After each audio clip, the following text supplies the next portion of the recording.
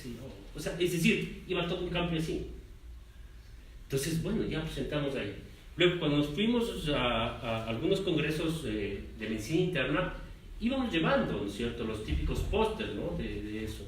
Me acuerdo que en el último trabajo, en el último Mundial de Medicina Interna que fue en Chile, en el de Chile, fuimos llevando 5 trabajos de investigación, 5 pósters, ¿sí?, en la que todas estas investigaciones fueron hechas con estudiantes de la Facultad de Medicina de la PUCE. Conseguimos presupuesto para los estudiantes de la PUCE. Se les consiguió para que se les pague $600 por los 3 meses de investigación. Y llevamos. Entonces fuimos 15 estudiantes y 3 docentes. Lo terrible fue que nunca se acercó un docente ecuatoriano. Y en la lista de las asistentes al Congreso Mundial de Medicina Interna habían como 80 ecuatorianos. Y ninguno se acercó. O sea, ni siquiera se aprecia lo propio. Y eso a mí me preocupa. La experiencia muy rica, ¿por qué? Porque pudimos más que a uno como docente para los estudiantes. Creo que de los 15 estudiantes docentes, la mitad están fuera del país haciendo sus posgrados, algunos ya hemos publicado algunos trabajos de investigación con ellos, entonces creo que sí han servido eso, más que en términos personales, porque aquí en términos personales la publicación, un tema libre, no tiene ni valor económico y tampoco tiene valor emocional, no es emocional, sino académico, ¿sí?, académico de reconocimiento. Y bueno, ahí hay un problema que se da un nuevo salto en ese escalón, que decíamos, ¿cierto? Es que las publicaciones de los abstracts, ¿no es cierto?, las memorias de los congresos, pero eso tiene que terminar ¿en qué? En la publicación de un artículo. Es decir, creo que hemos llegado a ese momento y por eso es que en esto, después de 10 años casi, hemos llegado a que ahora sí tenemos que publicar y publicar. Porque, repito, tiene que tener su causa-efecto. Muchas gracias, doctor Barrera. Damos una bienvenida al doctor Santiago Palacios. Muchas gracias. Dueño de casa.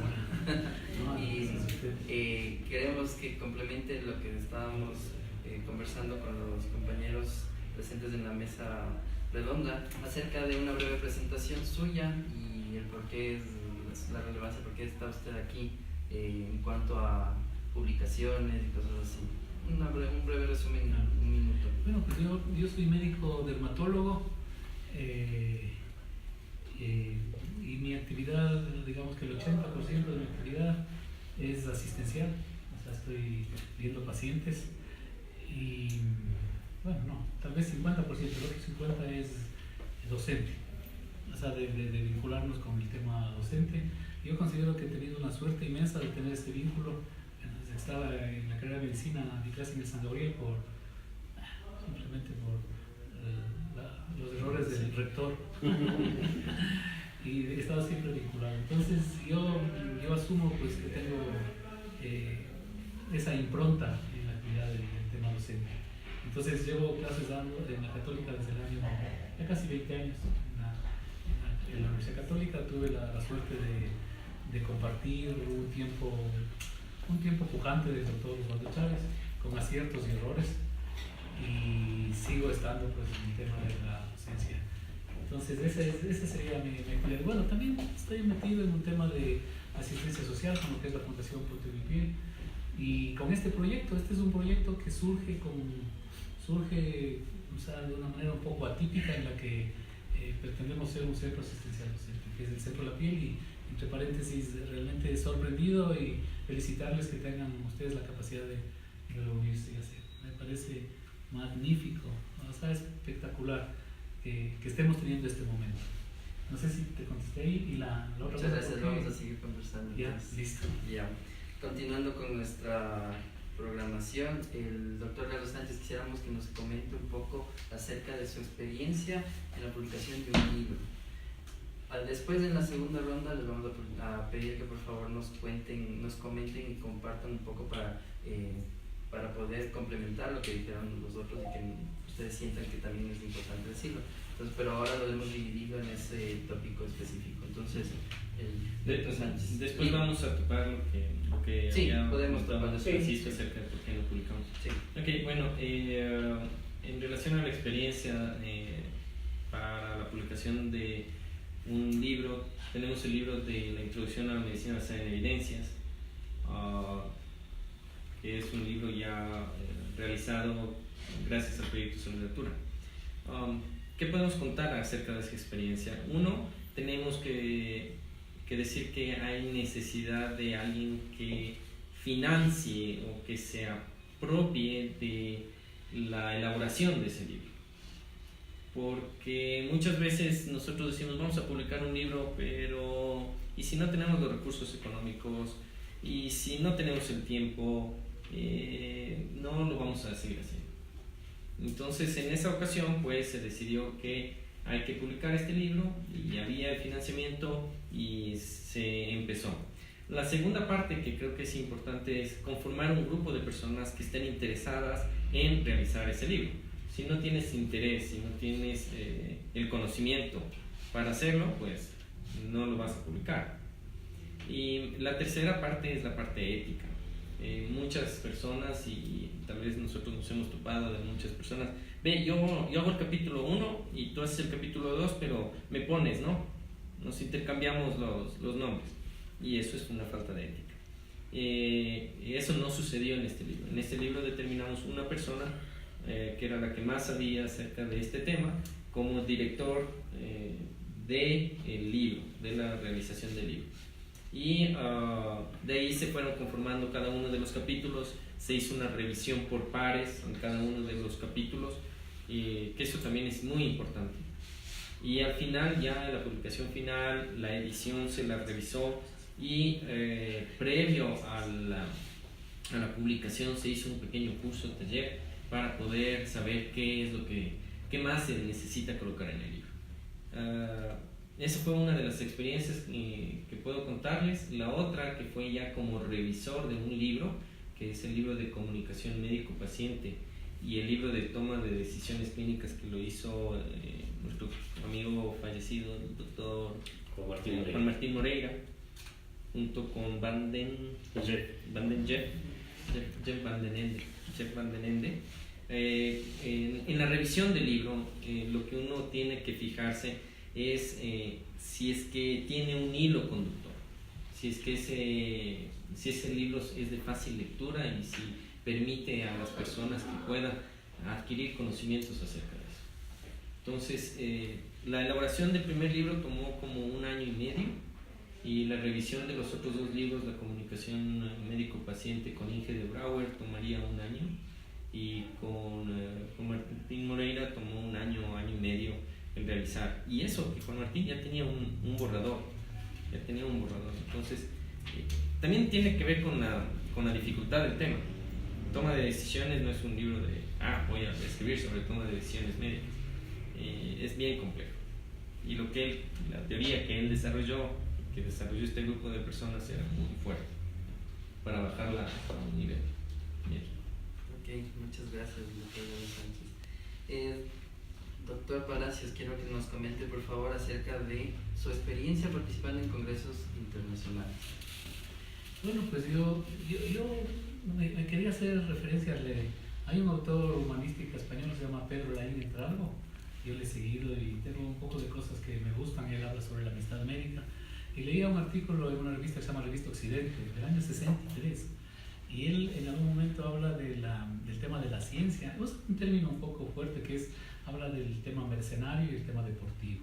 Entonces él decía que el tema deportivo, hacía una analogía como si fuera una montaña, tiene como propósito en esencia una satisfacción personal, un deseo, un alcanzar algo.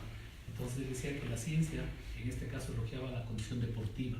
O sea, si yo hago esto porque en realidad tengo la capacidad de sorprenderme ante algo, y esa sorpresa que genera en mí un estímulo me lleva a que yo investigue, a lo que yo haga alguna cosa. Y él hacía la contraposición en ese entonces de lo mercenario. Es decir, yo hago ciencia, escribo, publico o gano un currículum solamente porque voy a ganar. O sea, de alguna manera voy a ganar, o sea, económicamente, o sea, voy a tener un rédito, y no importa lo que yo diga, puedo decir blanco o negro. A mí me parece que en alguna manera eso nos puede pasar actualmente, en donde las normas que se establecen a nivel de las matrices políticas, o O sea, ejercen ciertas presiones en las que se comienza a valorar a veces mucho más el título que una condición real de aplicar. Yo a veces he visto, revisando unas tesis que he ido a la universidad, he visto unas cosas bien bonitas de maestrías de algunos profesores y digo, pero esto súper bien. O sea, no termina de aplicarse. O sea, a mí me parece que debería tratar de haber un equilibrio entre lo deportivo y lo mercenario, porque cuando caes en lo deportivo, pues lo deportivo puro tampoco no se ve, aunque tiene un valor. Bueno, eso da pauta para darte la respuesta.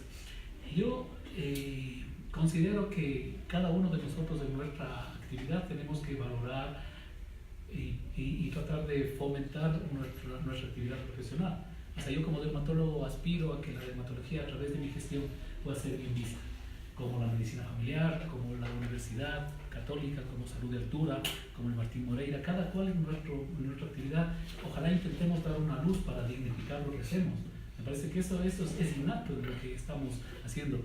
Entonces, yo en la Sociedad de Dermatología creo que es ineludible formar parte de la sociedad. Entonces, la Sociedad Ecuatoriana de Dermatología es nuestro ente que nos rige, y a través de la sociedad formamos parte de los grupos internacionales, básicamente, qué sé yo, como la Copa Libertadores o la Champions League. O sea, las sociedades tienen su reunión. En Latinoamérica tenemos dos grupos fuertes, se llama la Reunión de Dermatólogos Latinoamericanos y el CILAP, que es el Colegio Ibero-Latinoamericano de Dermatología. Luego de eso digamos que es a nivel local. Luego por encima están los mundiales y eso. Y yo sí pienso, así como ¿cómo se llama? El Tony Valencia está jugando en el Manchester United. Aspiraremos que nosotros podamos jugar más allá. Pero estamos más bien en un tema local. Pero bueno, sí hemos jugado. Entonces, yo tuve la oportunidad de ser presidente de la Sociedad de Dermatología en el año 90. No, en el año 2000, del 97 al 2003. Tuve un par de periodos y fue interesante porque ha habido la globalización, que si bien ha sido buena, por un lado ha debilitado los desarrollos locales de los congresos. O sea, en el año 90 al 2000, el Congreso Nacional era trascendente y uno invitaba a profesores extranjeros y el Congreso Nacional tenía fuerza, pero lo que está pasando actualmente es que el interés de los médicos dermatólogos jóvenes y bueno, de todos es más bien en los internacionales.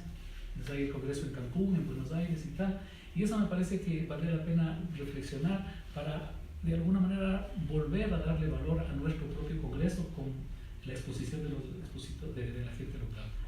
Ya, esa es una reflexión. La otra, claro que es importante que estemos ahí. Yo personalmente, bueno, tengo que contar, y perdón que a lo mejor haga referencia a las experiencias propias, me siento súper contento de que la doctora Marcela Segovia hizo una tesis sobre la capacitación a los padres con dermatitis atópica haciendo las escuelas de la atopia.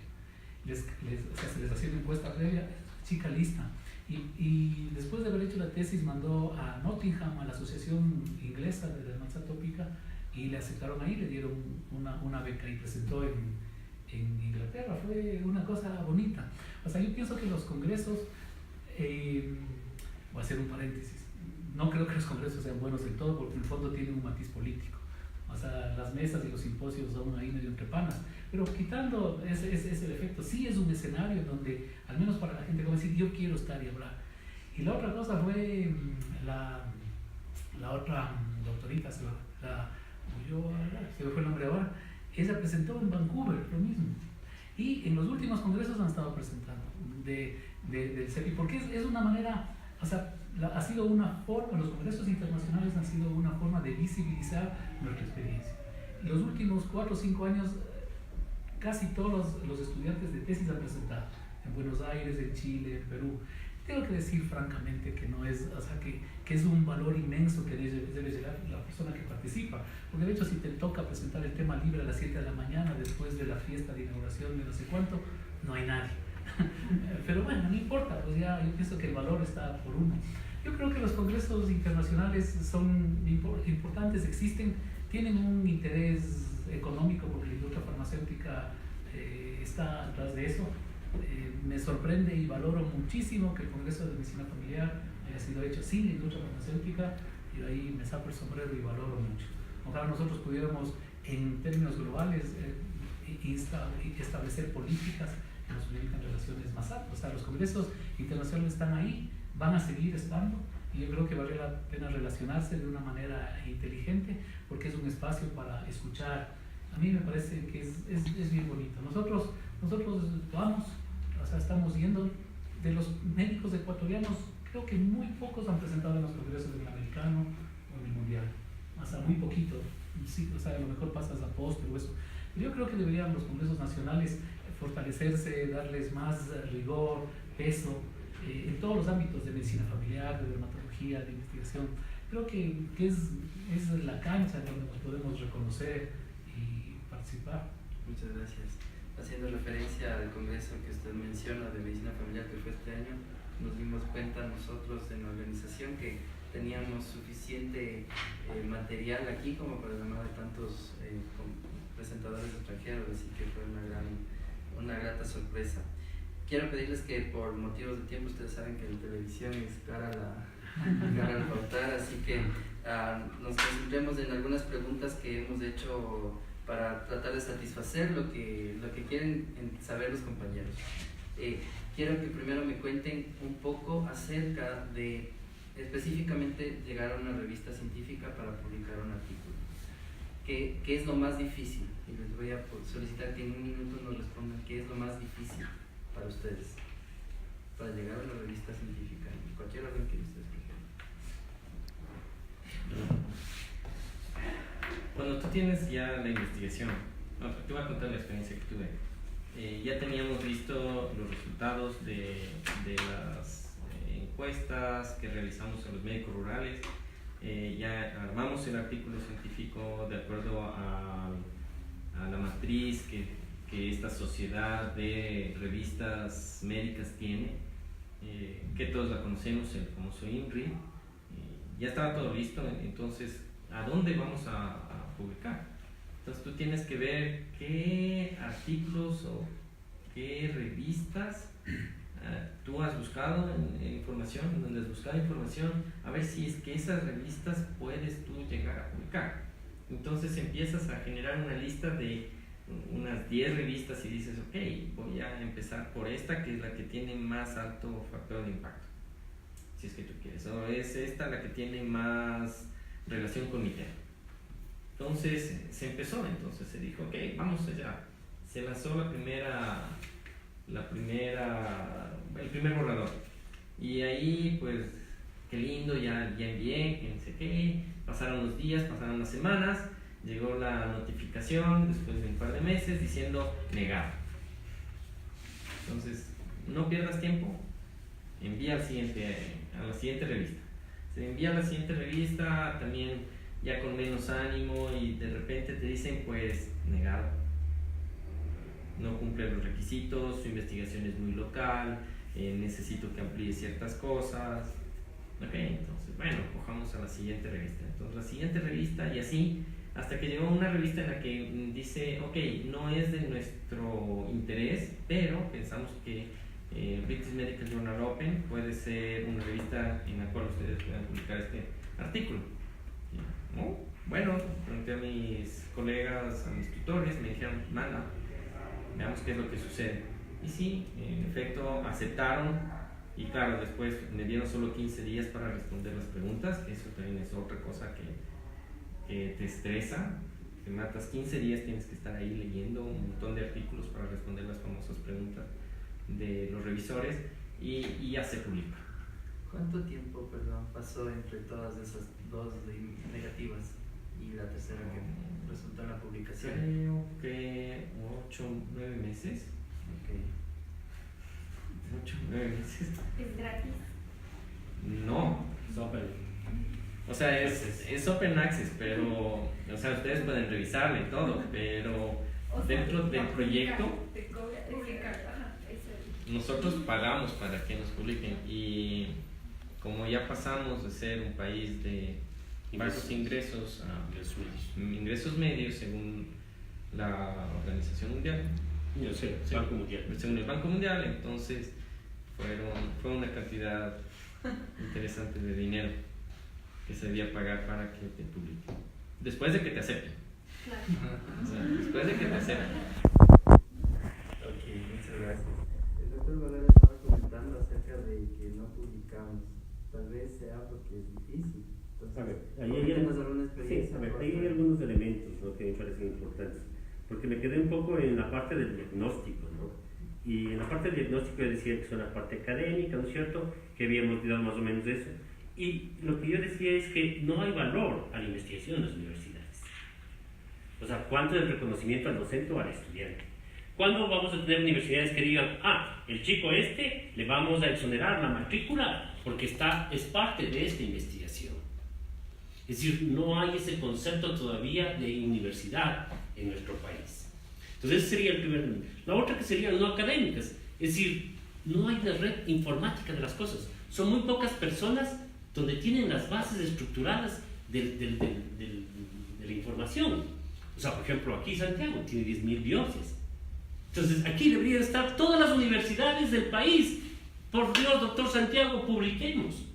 Entonces no hay interés por parte de las universidades. Son muy pocas las bases que existen. Entonces no hay esa información. La otra, no existen revistas locales. O sea, pelearnos con los colombianos, con los peruanos, con los españoles, con los hindús, o sea, es complicado. ¿Por qué? Porque nosotros todavía somos muy locales. 500 pacientes versus 5.000 pacientes diabéticos no es nada. Entonces es complejo ese tipo de cosas. Entonces serían las documentos. Y las otras, que no todos los médicos deben investigar, no todos los médicos deben escribir, pero hay algunos médicos que pueden dar las ideas. Que esa es otra de las cosas interesantes que se dan. O sea, hay médicos que sirven para hacer incluso la parte de campo, ¿no? Pero no sirven para sentarse a escribir. Entonces, eso hay que dar el papel y el rol a cada uno de nosotros. Lo que decíamos, no hay trabajo en equipo. Hay otra cosa interesante. El problema y una de las dificultades que tenemos es el idioma inglés. Nuestro nivel de inglés es re bajo, muy bajo. Entonces tenemos que buscar dónde se publica. ¿Cuánto están cobrando? Están cobrando 12 centavos, ¿no? Están como 12 centavos de dólar por palabra. Entonces un artículo de 2.000 palabras más o menos cuesta como $200-300. Y las universidades no nos financian eso. Y ahí vamos a regresar nuevamente a un punto que me parece interesante. No hay un incentivo laboral, aunque hoy veo que, por ejemplo, ciertas universidades sí están dando un pequeño bono de reconocimiento por la publicación que cada uno tiene, ¿no? Y entonces, ahí cuando uno habla de la investigación, ¿no? Entonces, hoy la investigación tiene que tener catalizadores. O sea, tenemos la investigación y acá tenemos los proyectos. Que los proyectos pueden ir, ¿no es cierto?, hacia una medicina no aplicada, como pueden ir a una medicina aplicable, ¿no es cierto? Entonces, la no aplicable es la que generalmente se sustenta en la empresa farmacéutica o en ciertos tipos de investigaciones que dicen, ¿saben qué? Ustedes lo que necesitamos es que nos haga un software sobre tal cosa y punto, y le pagamos. El que va a llevar el usufructo de eso va a ser ese grupo de gente o esa estructura o ese espacio que es el que le contrata. Y la otra que es, ¿no es cierto?, la que es la investigación aplicada, la que genera, ¿no es cierto?, los artículos científicos, necesita una carga de reconocimiento para que se pueda desarrollar. Y es la que va a llevar, ¿no es cierto?, a lo que es el efecto causa, en el caso nuestro, en la salud pública, o que va a tener algún efecto sobre nuestros pacientes. Esos catalizadores, que yo digo, el más importante es el financiamiento. O sea, el quedarnos hasta las 2 de la mañana, con el internet, con la luz, comiendo, viajando, o sea, son costos. Costos porque al otro día estoy trabajando mal. Costos porque implica la luz, implica o sea, todo es costos, lastimosamente. Los exámenes de los pacientes, la atención al paciente, la movilización de la gente de campo, o sea, son costos. Y lastimosamente, hoy no se hace investigación si no hay plata, si no hay ese financiamiento. Y ese es el catalizador más importante. Ahora, con respecto a la experiencia de los artículos, ¿no?, que cuando uno comienza a hacer un artículo uno tiene que pensar desde el inicio, hacerse 5 preguntas. La primera pregunta es, ¿no es cierto?, es ¿qué quiero contestar con el artículo? ¿Sí? La segunda pregunta que me parece importante es, ¿no es cierto?, ¿cuál es la evidencia que yo tengo para demostrar la pregunta y el objetivo que me estoy planteando en el artículo? La tercera es ¿a quién va determinado lo que vamos a producir científicamente? Y ahí, por ejemplo, también hay que contestarse desde el principio de la investigación, ¿a qué revista? Porque va a ser un problema local, ¿Va a ser latinoamericano o va a ser internacional? Y hay alguna especie de enganche con lo que dice el Santiago. Los congresos sirven justamente para eso. ¿Sabes qué? Doris, por ejemplo, una mente internista, trabaja en Paraguay, está trabajando con crónicos, hagamos un estudio Paraguay-Ecuador. Para eso deben servir los congresos. Entonces va bien. Y hay más chance, ¿no es cierto? Porque son multicéntricos, población latinoamericana y ese tipo de cosas. Entonces, ¿a quién va dirigido nuestro artículo científico? Y la otra, también depende de qué tipo o a qué médico va a llegar. Yo ponía, por ejemplo, y voy a poner un ejemplo, digo, a ver, vamos a determinar, ¿no es cierto?, la hipertensión arterial en los pacientes que reciben corticoide, en los pacientes atendidos por dermopatía en el CEPI. Se me ocurre, ¿no es cierto? ¿A quién va dirigido el artículo? ¿A los cardiólogos y a los clínicos y a los médicos de familia que van a ver la hipertensión arterial? ¿O va a ir a los dermatólogos que van a usar con más cuidado el corticoide? ¿O va a ir a quién? Entonces, desde que uno escribe el artículo, tiene que estar pensando a quién va dirigido. Entonces, por ejemplo, yo digo, ¿no?, estoy haciendo diabetes y índice pediobraquial. ¿A quién va a ir dirigido? Posiblemente a los vasculares y a los internistas, pero más a los vasculares. Por ejemplo, cuando presentamos el trabajo en el mundial sobre espirometría y diabetes y control metabólico, ¿quiénes fueron los que más se llenaron de nuestro aporte? Los neumólogos, no tanto los internistas, los neumólogos. Entonces, cuando uno va estructurando el artículo, uno tiene que ir pensando la revista. La revista va a ir a una revista de dermatología, como es el caso que nosotros hicimos. El caso con Santiago Palacios, ¿no es cierto? Hicimos el artículo publicado, ¿no es cierto?, los cambios, la presencia de manifestaciones dermatológicas en pacientes diabéticos. Fue enfocado desde las manifestaciones dermatológicas y por eso lo publicamos en la revista mexicana de dermatología. Pero lo hubiéramos publicado desde el otro lado, es decir, alteraciones dermatológicas en pacientes mal controlados con su hemoglobina glicosilada. Eso iría, ¿qué?, a una revista endocrinológica o a una revista de medicina interna. Entonces uno tiene que contestarse esas preguntas. La cuarta es, bueno, eso de la revista. Y la quinta es, ¿quiénes deben ser los doctores? Porque eso es básico. Lo que decía, ¿no es cierto?, Galo, es real. ¿Sabe qué, doctor? Yo le ayudo a traducir, pero póngame en el artículo. ¿Sabe qué, doctor? Yo sí le ayudé a hacer las espirometrías. Yo debería estar en el artículo. En el agradecimiento. En el agradecimiento. Exactamente. Con Santiago tenemos una experiencia, ¿no? Con una de las doctoras que realmente, pues sí, ¿no? Sí, y listo, bueno, ya está, y ya no hay problema. En todo caso, creo que hay que contestar esas 5 preguntas. Y repito, ¿no es cierto? O sea, ¿qué es lo que queremos? ¿Cuál es la pregunta del artículo científico? Porque tenemos ya la base, ¿no es cierto? Ya tenemos la base. Entonces vamos a determinar, ¿cierto?, la hipertensión arterial en los pacientes que reciben corticoides a dosis altas. Entonces ya no puede ir solamente para los dermatólogos y los cardiólogos, ahí también para los farmacólogos, ¿no es cierto? O sea, hay que estructurar eso. La segunda cosa, ¿cuál es la evidencia que vamos a tener? Porque verán que hay evidencia científica que no es aplicable, ¿no? Digo, o sea, hay ocasiones que uno se plantea cosas estructurales locas, ¿no? O sea, como el caso, por ejemplo, nosotros decíamos las alteraciones de este gen que produce que absorbamos mejor o menor la metformina.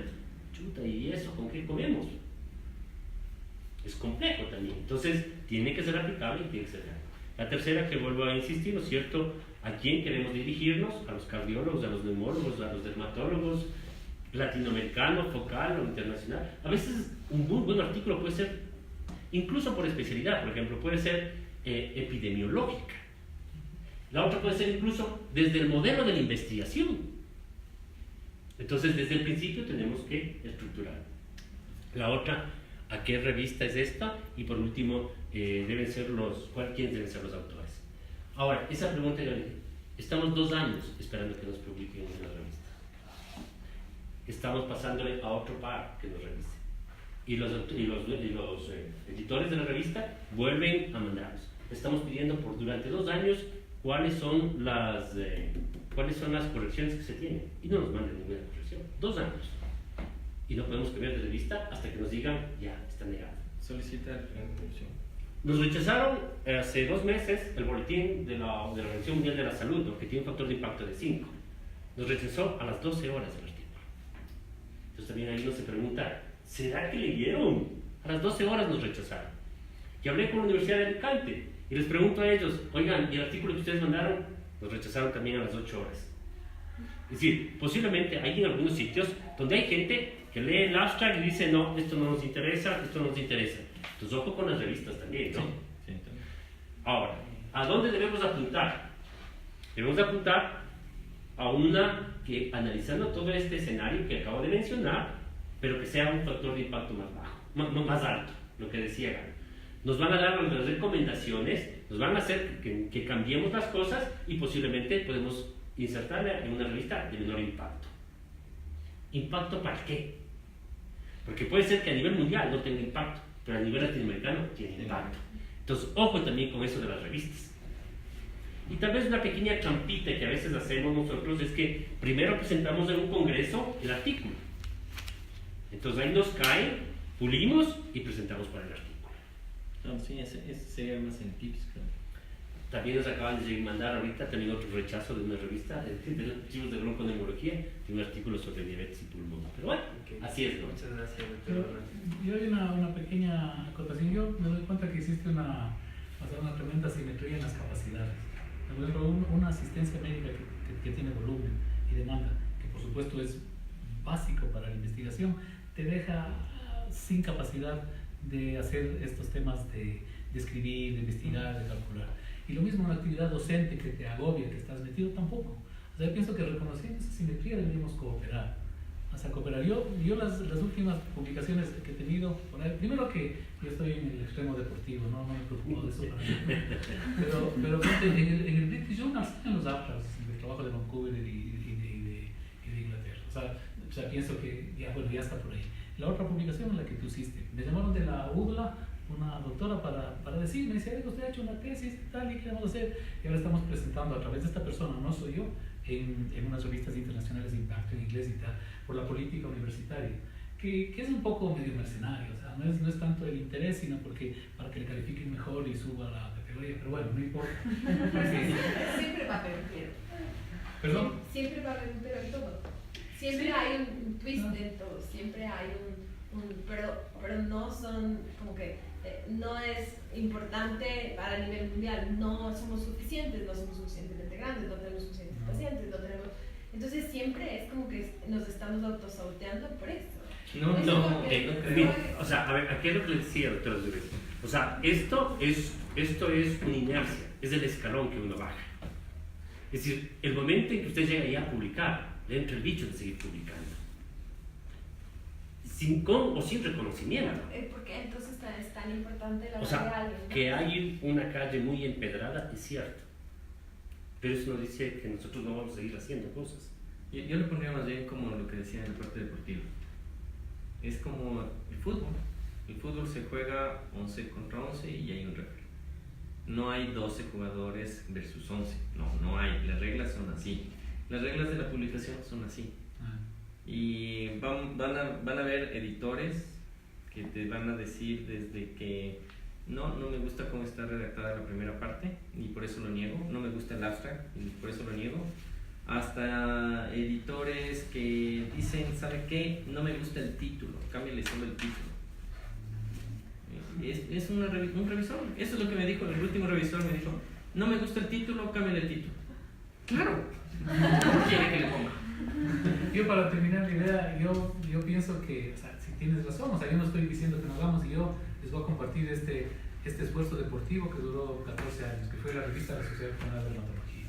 Fueron cambiando las portadas, ahora todavía existe. O sea, la fundamos entre un grupo de amigos y probablemente pienso que sí vale la pena decir que la investigación tiene también una condición de responsabilidad social. O sea, la investigación en el sentido de que a través de las cosas que a ti te generan una sorpresa, porque a la hora que existen los hechos que están aquí abajo y existen las reglas que están arriba, ¿sí? Pero a la hora que existe una lógica de la sorpresa, que es la que, o sea, yo estoy tratando pacientes con acné o con alguna cosa y esa fuerza de hacerlas, de estar viendo, puede generarme una necesidad, un deber de decir algo, o sea, en cuanto a cuestión de prevalencia y de cosas, y a mí me parece que ha habido ahí O sea, yo considero, por ejemplo, que en la Universidad Católica los médicos que estamos en la parte periférica somos médicos, somos profesores de segunda categoría. O sea, lo digo, en la condición de, o sea, es la sensación que tengo, o sea, ya van a rotar ahí 6 días, ya que roten nomás, o sea, en la condición. Y a mí eso en realidad un poco me duele un poquito, ¿no? Me refiero a una condición docente. O sea, los médicos de primera categoría están en el piso 11 de la Universidad Católica. Digo, no está aquí, estamos estoy haciendo. O sea, verdad es que te están filmando. No importa. No, pero lo digo porque creo que debería también ser al revés. Tal vez en la parte asistencial, el asistente médico, o sea, le ningunea al profesor. O sea, es que yo soy el que estoy viendo. Pienso que eso es ridículo de ambos lados y deberíamos cooperar. O sea, me parece que la experiencia de biología, de lo que he visto muy poquito, los profesores que llevan sus investigaciones se incorporan ahí a las tesis, a los muchachos. Ahí me parece que hay unas cosas, pero bueno, esta revista es para que se repartan. Esto fue un ánimo deportivo.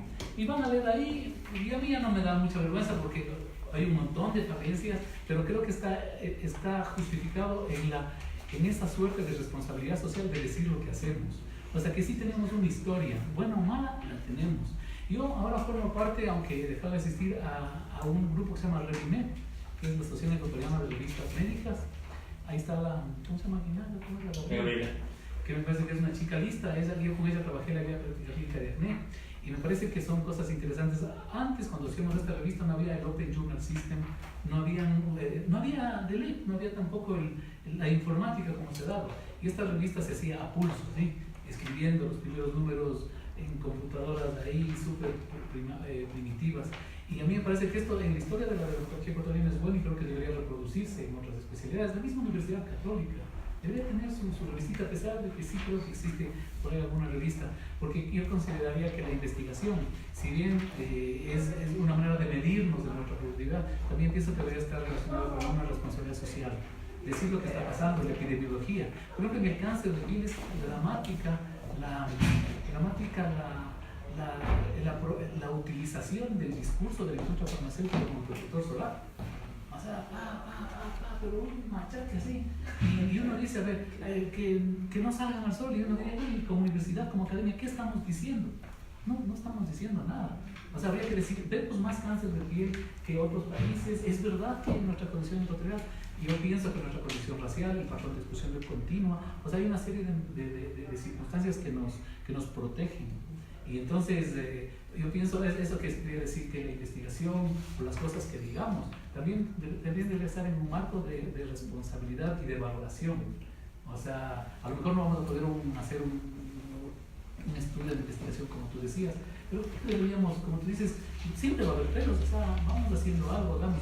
Yo dejé de hacer esto, la razón de haber dejado de hacer la revista es porque creo que tuve errores políticos y en algún momento la gente comenzó a asumir que esta revista formaba parte de un grupo y no representaba lo que realmente debe representar, que es apunar a una sociedad. Obviamente esa no fue la intención. Ahora la manejan en Guayaquil, está pasando a tema virtual y yo ya estoy un poco desconectado, pero porque esto fue un esfuerzo que vale la pena que en algún momento retomemos. A mí me parece interesante. Este grupo que se llama Revimed pretende llevar revistas ecuatorianas a indexar.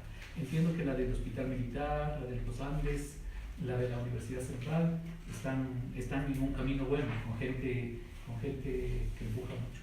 Ok, muchas gracias. Para ir concretando por el tiempo, quiero algunas recomendaciones para alguien de ustedes que recomiende por dónde empezar a los médicos que todavía no tienen algún tipo de publicación. Es necesario tal vez, por ejemplo, primero pensar en apuntarle a un congreso, un póster, o de lleno ya puedo lanzarme a publicar mi tesis, o de lleno ya puedo lanzar a hacer algún artículo para dar, o primero escribir una carta al editor, a tu compañero, no sé qué. Verá, de algunas cosas de la experiencia. Creo que si es que ustedes están terminando y hay universidades que les permiten terminar con tesis, con una investigación, esa tesis tiene que llegar a convertirse en un artículo científico. Y es una buena idea porque ya tienes ahí todo, ¿sí? Y si bien no tenemos mucho el background, muchos los conocimientos para nosotros poder publicar, ya hacer ese pequeño esfuerzo de hacer un artículo científico ya nos ayuda mucho. Y esas 100 hojas de tesis, que también me parece que es mucho lo que se pide, convertirlas en un artículo entre 5.000, máximo 6.000 palabras, sería un buen inicio. Para aquellas personas que no tienen una tesis o no han desarrollado algo, tener la pregunta de investigación. Primero, tener la pregunta de investigación, ¿por qué quiero hacer eso? Hacer una revisión y presentar, sí, un borrador, un póster de lo que yo quiero hacer. Y si puedo presentarlo en algún acto científico, en algún congreso, ¿por qué no hacerlo? Eso es muy bueno. En Europa se está generando así toda la investigación. En Europa hay un grupo de investigación en atención primaria en Europa y que sigue justamente este modelo. La pregunta de investigación, tienes 5 minutos para presentar y toda la gente te cae. Después viene el póster de lo que tú quieres hacer y los tutores te caen. Te ponen las trabas, te hacen ver las barreras, te dicen, no, esto voy a cambiar por aquí, no, la veo muy difícil, no lo voy a hacer. Y después, ya cuando tienes los datos iniciales, ¿por qué no presentarlos al público en un congreso? O sea, datos iniciales de mi investigación y lo presentas. ¿Por qué? Porque esa retroalimentación te va a servir para afinar el artículo científico y para afinar a quién va dirigido. A estas personas va dirigido. Va dirigido a personas que trabajan en primer nivel, va dirigido a especialistas en tal área, va dirigido a educación médica, va dirigido a epidemiología. Y cuando ya tienes todo eso, pues a sentarte a escribir. Y otra consideración que es importante siempre, cuando escribas un artículo científico, trata de terminar en high, que es lo que los gringos dicen. O sea, elevado, feliz, contento. Nunca termines cuando, ya no puedo escribir nada. Porque la siguiente vez que vas a empezar a escribir o vas a continuar escribiendo, vas a tomar desde ese punto y te va a causar rechazo el escribir.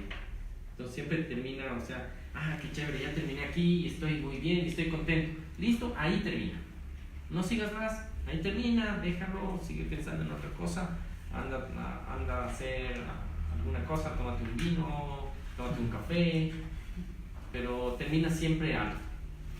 Y el último punto, que mi recomendación es que ustedes empiecen con lo más fácil que han hecho. Y lo más fácil que han hecho es la metodología. O sea, ¿qué hicieron para hacer ese artículo? Los segundos son los resultados, esos no van a variar, no pueden cambiarlos, son los resultados que están ahí. De ahí regresan a la introducción y terminan con la discusión. Doctor Barrera, relevancia versus necesidad. No se está escuchando muy bien, entonces tal vez poder levantar un poquito, menos al doctor Barrera. Todos los demás, por favor. Quería preguntarle, volviendo a relevancia versus necesidad. A veces lo que se publica no es relevante en realidad. Entonces, por satisfacer mis necesidades de seguir creciendo, publicar, digamos, algo que no tiene relevancia. A ver, hay varios enfoques frente a eso. ¿Qué pasa si un jugador de tenis deja jugar un no slam, un pequeñito torneo? Seguro que va a ir un poco más enmohecido al siguiente torneo. Es más o menos lo que pasa con los artículos científicos.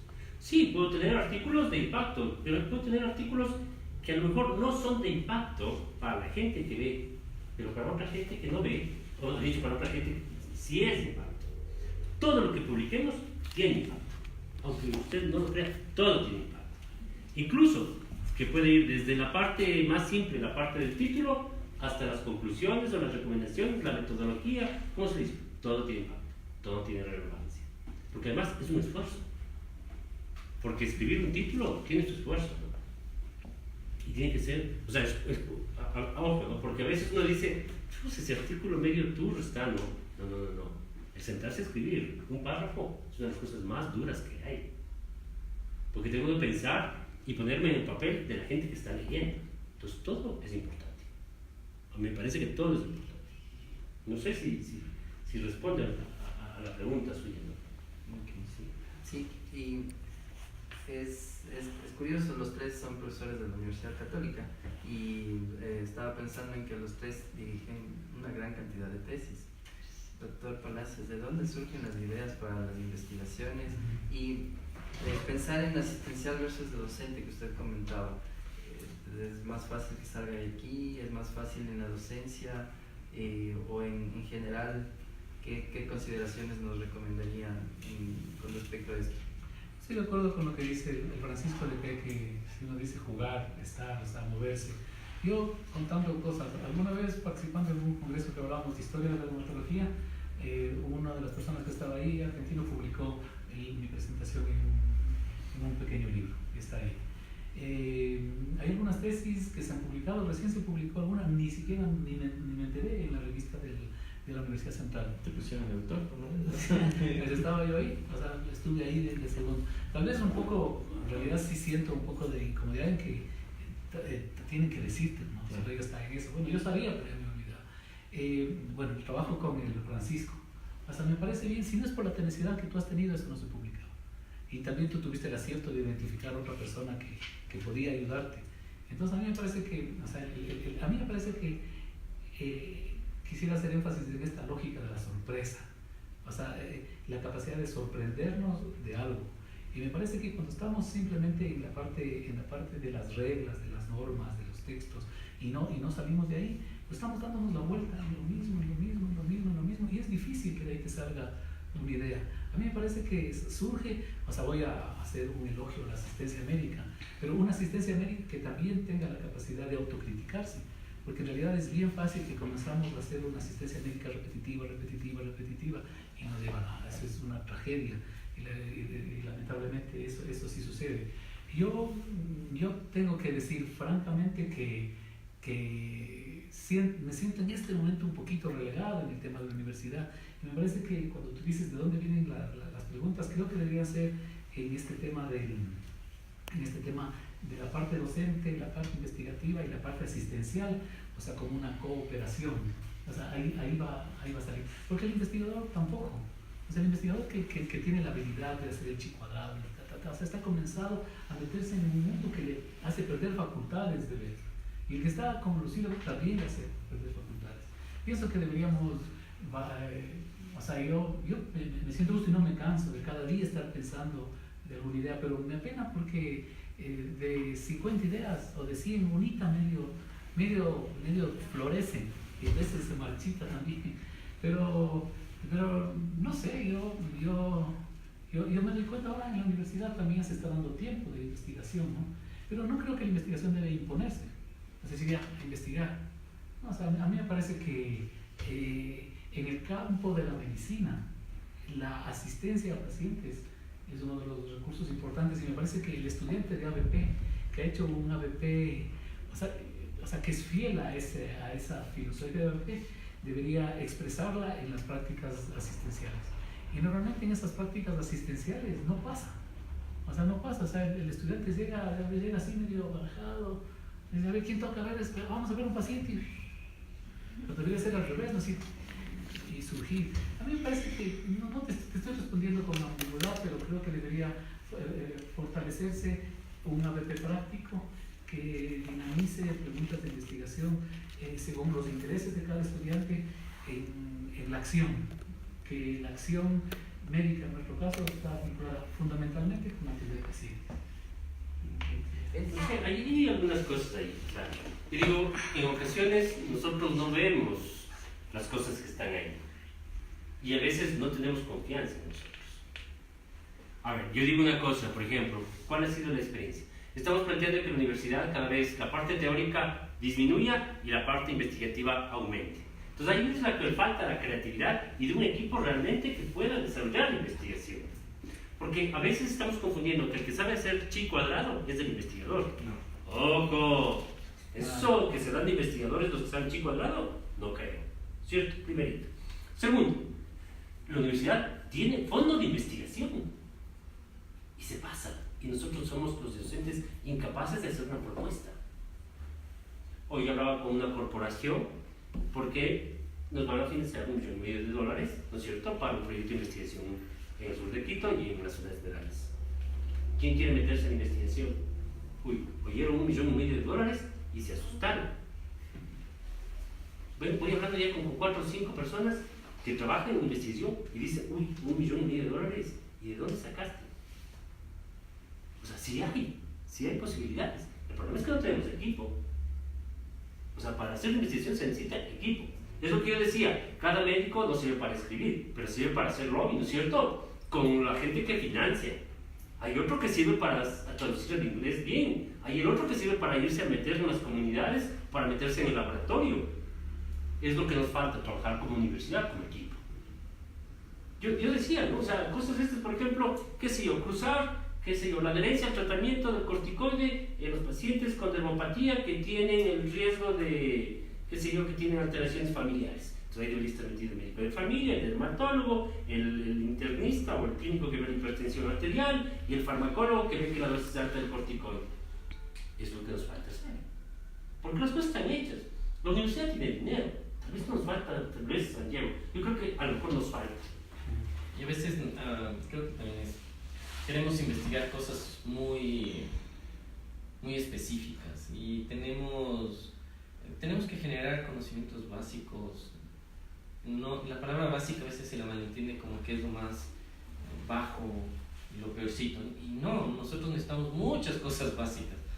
Por ejemplo, en Quito, tomando el tema de dermatología, ¿cuál será la incidencia de acné en los jóvenes quiteños? Nadie sabe. ¿Ya? Es una tesis de pregrado. Es una tesis de pregrado. Te vas a todos en los colegios, escoges a tal población y ya. Y para 2 personas. Sí.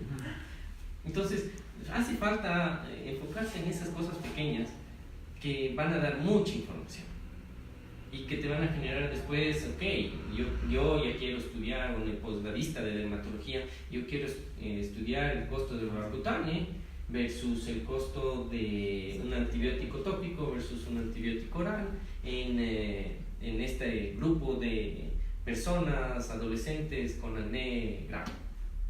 Entonces, ya, y vas creciendo, y vas generando, y ahí es lo que Francisco dice, necesitamos equipo.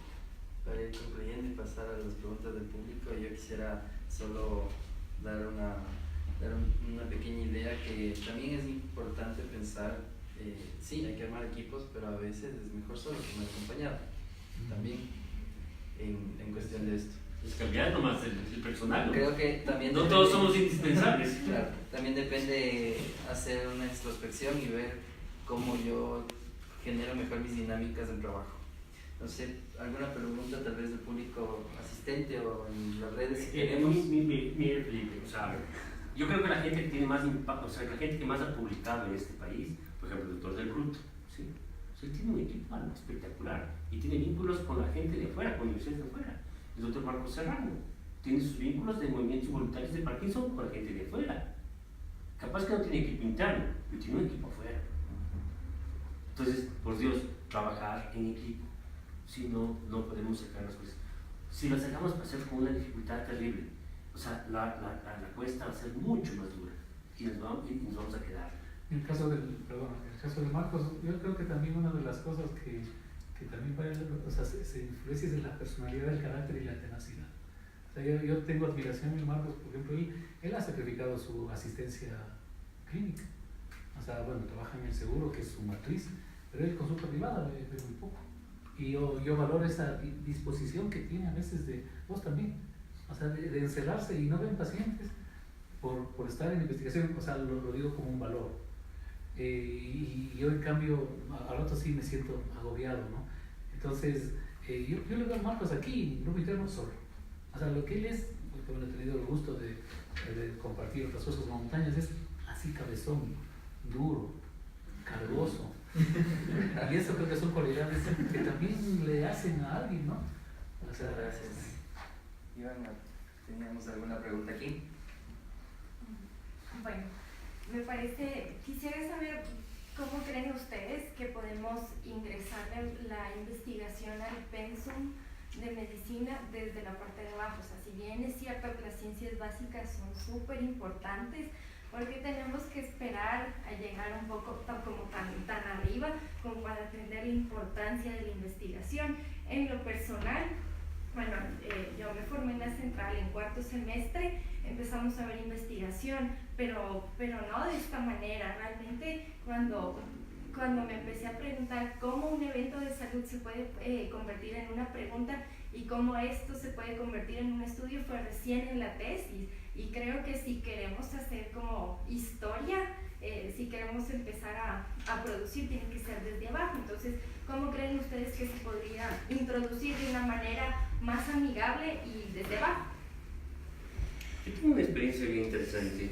Cuando venían los estudiantes de los Estados Unidos, y a veces yo les recibía acá, el estudiante que estaba en los primeros años de ciencias básicas era de la Universidad de Boston, ¿no?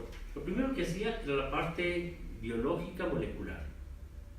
Entonces, de problemas neurológicos. Entonces, el estudiante del primer nivel lo que hacía era disección del nervio crural de las ratitas.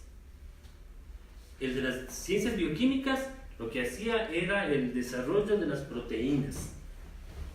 El siguiente era el que estaba en cirugía y hacía un retrasplante del nervio crural en las ratitas estas. Es decir, iba incorporándose de acuerdo al nivel y en cuanto al aprendizaje. Es decir, si el estudiante, por ejemplo, está en el momento en que está hablando sobre la glucosa, debería ese chico ir al laboratorio, ¿no es cierto?, donde debería tener un hospital universitario, debería tener ahí, y estar viendo cuál es la variabilidad biológica de la hemoglobina glicosilada. Y el siguiente, cuando ya esté haciendo la clínica, a ver por qué se desarrolló la polidipsia, la poliuria, la polifagia, y llegar al último extremo, donde ya va a ver el paciente, y entonces en todo ese momento tiene que haber procesos de investigación. ¿Será que la hemoglobina glicosilada es lo mismo a 0 metros sobre el nivel de mar que a 2.800 metros? Entonces, el que está viendo laboratorio debería hacer ya esta investigación. No sé si me voy a entender. Es decir, líneas que estén cruzando en toda la formación del estudiante. Ahí es la única manera de poder incorporar. Pero para eso es la curva inversa que decíamos. La teoría tiene que caer hasta el final de los años y la práctica tiene que aumentar. Lo he dicho, el experimento o lo investigativo tiene que aumentar hasta el final de los años. Es inversamente proporcional. Eso sí se puede conseguir y hay universidades que lo hacen. Les explico el caso de Boston, ¿no? Nosotros tuvimos una experiencia trunca en posgrados junto con la doctora Susana Alvear. Hicimos una troncalidad y en esa troncalidad había esta parte de la investigación que partía desde la lectura de un artículo científico. Entonces, ¿qué es lo que te hacías? Primero, la pregunta de investigación era la pregunta de que tú querías buscar más información en artículos científicos. Y empezabas así hasta la lectura del artículo científico. Ya cuando terminabas la lectura del artículo científico, generabas más preguntas. Y el momento en que generabas una pregunta relacionada a todos esos artículos que habías leído, seleccionabas esa para hacer tu tema de investigación. Entonces así ya empezabas al segundo, tercer semestre, ya tenías el modelo que vas a utilizar para la investigación, que sería la metodología, y el tercero, el cuarto, quinto semestre ya hacías la investigación. Creo que fue una buena experiencia, aunque no se llegó a finalizar con todo con los objetivos que queríamos, pero creo que los estudiantes quedaron muy contentos. Esa introducción a una buena lectura de artículos científicos, como lo dijiste al inicio, Francisco, te permite revisar y te permite estar en contacto con las personas que están publicando y te permite empezar a determinar ciertas palabras, ciertas frases que dices, esto me va a servir para mi publicación, esto así se hace, esta metodología la repitió este artículo, la repitió este, y tú dices, la voy a repetir yo, porque en Ecuador no se ha hecho. Entonces ahí podríamos nosotros mejorar nuestra investigación. Tener clases de investigación que parten desde la famosa estadística, creo que es una pérdida de tiempo, porque te aburres, después rechazas la estadística y no te sirve de nada, o sea, perdiste toda esa investigación. Y lo mismo los famosos programas. Los programas son una herramienta, no son el Ultra Plus. O sea, el SPS es una herramienta, el EPINFO es una herramienta. Todos esos programas son herramientas que te sirven para la investigación. No es que, ay, vamos a recibir SPS un ratito, eso no te va a servir para investigar. Ok, muchas gracias. ¿Alguna otra pregunta? Aquí. Yo tengo una pregunta con respecto a cómo ordenar las investigaciones. A lo que me refiero es que cuando nosotros estamos haciendo la tesis, o todas las universidades, o todo el mundo quiere comenzar a hacer una investigación, es solo una investigación de un tema que a mí me interesó, pero sería mucho más interesante ver qué es lo que se ha hecho para continuar haciendo eso, o sea, la continuidad de las investigaciones. Y quiero saber un poco desde dónde partimos para ordenar las investigaciones que ya estaban hechas y seguir adelante, porque en nuestras tesis, por ejemplo. Gracias. Yo pienso que, o sea, solamente por hacer una referencia, parece que el ABP y los proyectos en el Colegio San Gabriel ahora están haciendo el aprendizaje basado en proyectos.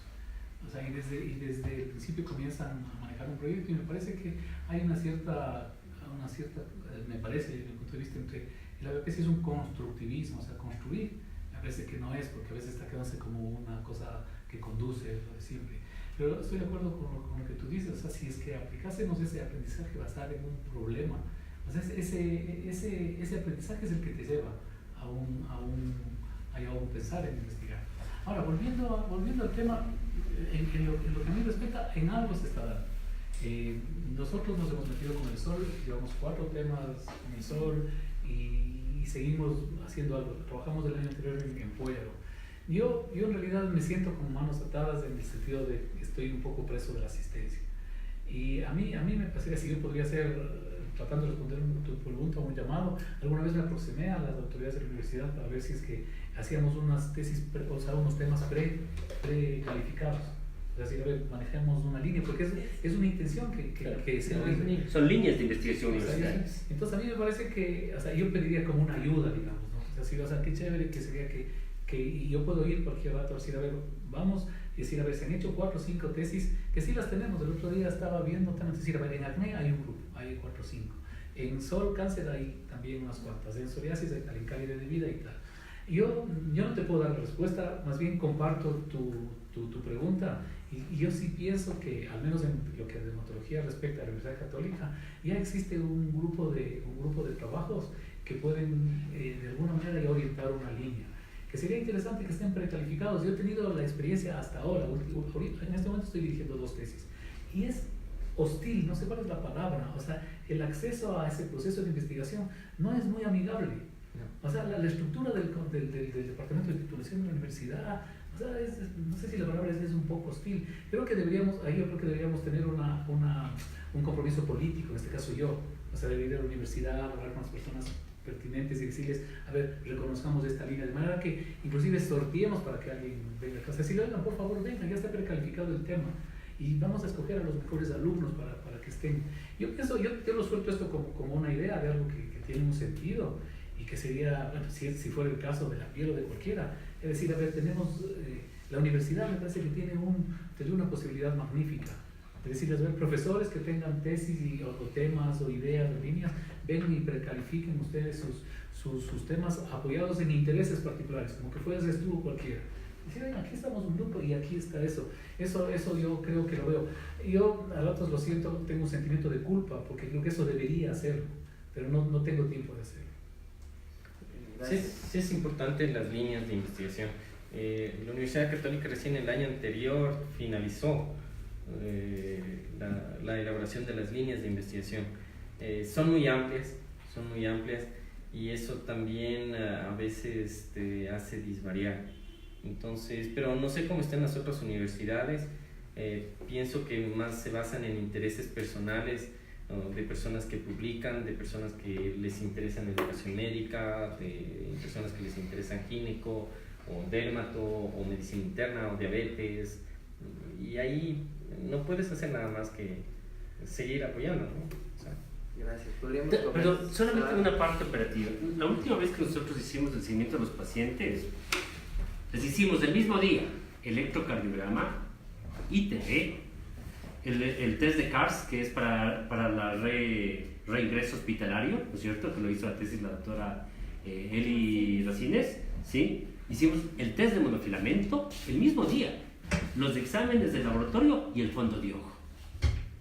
3, 4, 5. Todo, mucho más. Tenemos ahí 6, 7 artículos. ¿Y por qué depende? Porque, por ejemplo, fondo de ojo con tratamiento de creatinina puede haber daño microvascular. O puede haber simplemente comportamiento renal en el transcurso. O puede ser curva de supervivencia. O puede haber, ¿no es cierto?, alteraciones microvasculares y reingreso hospitalario.